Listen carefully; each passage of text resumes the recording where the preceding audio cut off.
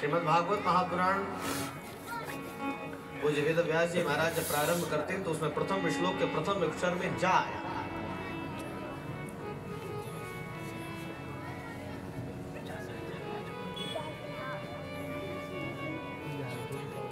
संतों के मन में जब जब विषाद हुआ तब तब समाज को एक प्रसाद मिला है। और जब विषाद होता है, अचानक से कोई जा रहा है और कोई घटना घट जाती है तो हर आदमी के वाणी से एक ही अक्षर पहले निकलता है, जब जब जब कष्ट होता है। तो भागवत महापुराण भी प्रारंभ होती है तो पहले जा अक्षर, विषाद प्रथम अक्षर में ही दिखाई पड़ा। वंदना की गई सत्य की, वर्णन आता है सत्यम परम धीमहि। सत्य की वंदना क्यों की गई? क्योंकि राम की वंदना करते तो राम भक्त आते, कृष्ण भक्त नहीं आते।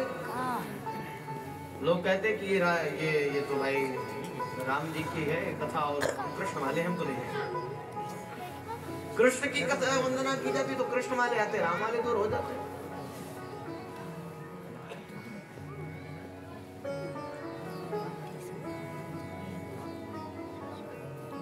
महात्माओं के अंदर कोई पक्षपात नहीं होता। जो उच्च कोटि के संत होते हैं वो सभी समुदाय को, सभी पंथ को, सबको साथ लेकर के चलना चाहते हैं।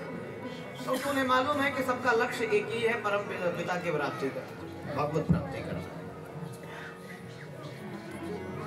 यही स्थिति कविकुल कमल दिवाकर पूज्यपाद गोस्वामी तुलसीदास जी महाराज की हुई पुष्प वाटिका में। जब राम जी पुष्प वाटिका में पहुंचते हैं तो वहां वर्णन आता है, लगे लेन दल फूल मुदित मन। भगवान ने दल लिया तो दल में दो प्रकार का दल है, एक बिल्व दल है, एक तुलसी दल है, पर नाम नहीं लेते। गोस्वामी तुलसीदास जी महाराज नाम क्यों नहीं लेते?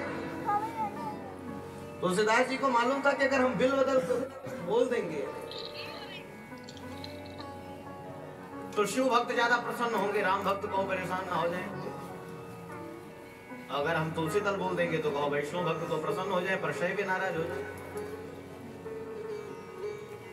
तो उन्होंने कहा कि इधर रामा दल प्रसन्न हो, उधर शिव दल प्रसन्न हो, तो एक काम करते हैं हम लोग दल के दलदल से बाहर निकलते हैं और सिर्फ दल लिख देते हैं, लगे लेन दल फूल मुदित मन।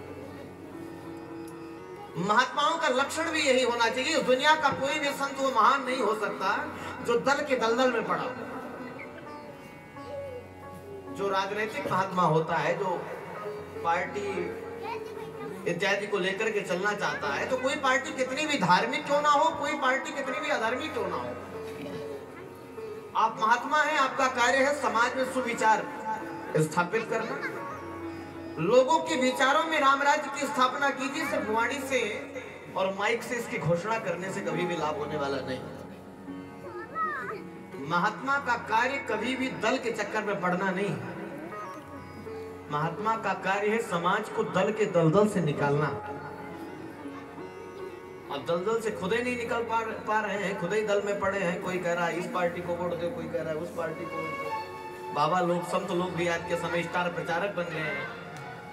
चुनाव आ जाता है तो एक से एक बड़े बड़े आयोजन उनके होने लगते हैं इसी के लिए। तो इस स्थिति में महात्मा कभी भी देश का, समाज का, राष्ट्र का और राम का कल्याण नहीं कर सकता, ना राम भक्ति स्थापित कर सकता है जीवन में। ये सिर्फ वाणी का विषय है। जितना अच्छा बोलता हूं, जितना वक्तव्य शैली कितनी अच्छी है।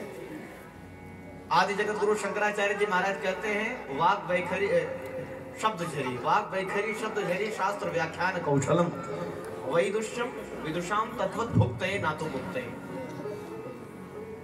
ये जो अपने वाणी का प्रभाव दिखा करके, शब्दों की जड़ी लगा करके तालियों की गड़गड़ाहट करा देते हैं और अंदर से नहीं स्वच्छ होते हैं, ऐसे लोग भले ही राम के विषय से लोगों की ताली बजवा रहे हैं पर ये पुण्य नहीं कर रहे हैं। भोगते ना तो मुक्त है, ये भोग कर रहे हैं वाणी का, ना तो ये मुक्ति का कारण नहीं है, ये भोग का कारण है। तो दुनिया का कोई कितना भी बड़ा संत क्यों ना हो, उसे इस बात का ध्यान रखना चाहिए कि दल के दलदल में नहीं पड़ना चाहिए। ये आज जगह ये वेद व्यास जी महाराज भागवत के प्रथम श्लोक में संकेत कर देते हैं और तुलसीदास जी महाराज पुष्प वाटिका की इस दोहे से संकेत करते हैं, लगे लेन दल फूल मुझे। अच्छा, जब हम दल सिर्फ बोलेंगे तो शिव भक्त भी प्रसन्न रहेंगे, राम भक्त भी प्रसन्न रहेंगे, कृष्ण भक्त भी, नारद के भी भक्त भी, देवी भक्त भी, सब प्रसन्न होकर के चले आएंगे एक स्थान पर। तो पक्षपात जीवन में नहीं होता। ऐसी दिव्य वार्ता, दिव्य कथा का पावन प्रवाह प्रारंभ हो रहा है। परम धर्म का निरूपण किया गया, धर्म की रक्षा हेतु इस दिव्य भागवत कथा का आयोजन किया गया, इसकी रचना हुई है। कथा श्रवण करने के स्मरण मात्र से ही हृदय में कृष्ण अवरुद्ध हो जाते हैं। कन्हैया विराजमान नहीं होते यहाँ पर, कृष्ण अवरुद्ध होते हैं। सद्यो हृदय वरुद्ध तेत्र कृते भी शुश्रूषभिस्तत्क्षणा। तत्क्षण कृष्ण का अवरुद्ध होना, कृष्ण का कैद होना, ये भागवत संकेत करता है।